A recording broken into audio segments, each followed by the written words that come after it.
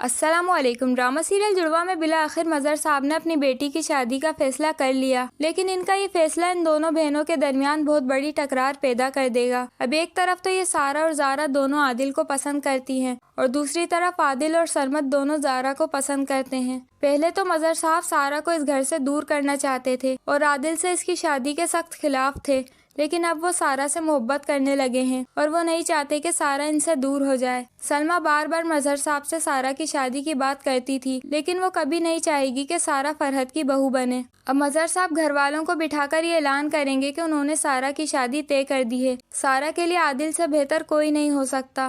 یہ سنتے ہی فرحت بیگم تو پریشان ہو جائیں گی۔ وہ سوچتی ہے کہ اگر سارہ اس کی بہو بن گئی تو اس کے مستقبل کا کیا ہوگا، لیکن اب وہ انکار بھی نہیں کر پائے گی۔ پہلے تو وہ خود چاہتی تھی کہ سارہ اس کی بہو بنے، کیونکہ پہلے وہ بھولی بھالی سارہ کو جانتی تھی، مگر جب سے زارا نے اس کا دماغ ٹھکانے لگایا ہے وہ خوفزدہ ہو گئی ہے کہ اگر وہ عادل کی بیوی بن گئی تو اس کا کیا ہوگا۔ ادھر زارا اور سارہ دونوں ہی عادل کو پسند کرتی ہیں، لیکن سرمد کو مکمل طور پر نظر انداز کیا جا رہا ہے۔ سارہ کو جب معلوم ہوتا ہے کہ مظہر صاحب نے اس کی اور عادل کی شادی طے کر دی ہے تو وہ بہت خوش ہو جائے گی۔ وہ یہ خوشخبری اپنی ماں اور زارا کو سنائے گی۔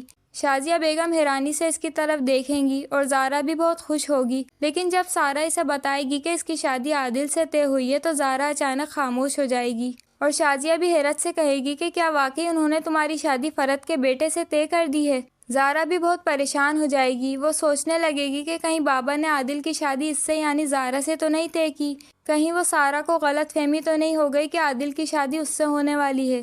لیکن پھر اسے احساس ہوگا کہ سارہ واقعی عادل سے محبت کرتی ہے۔ وہ اپنے ماضی کی باتیں یاد کرے گی کہ سارہ ہمیشہ اس کو عادل سے دور رکھنے کی کوشش کرتی ہے۔ وہ فیصلہ کرے گی کہ وہ خود کو عادل سے دور کر دے گی اور اس سے صاف صاف کہہ دے گی کہ وہ اس سے محبت نہیں کرتی۔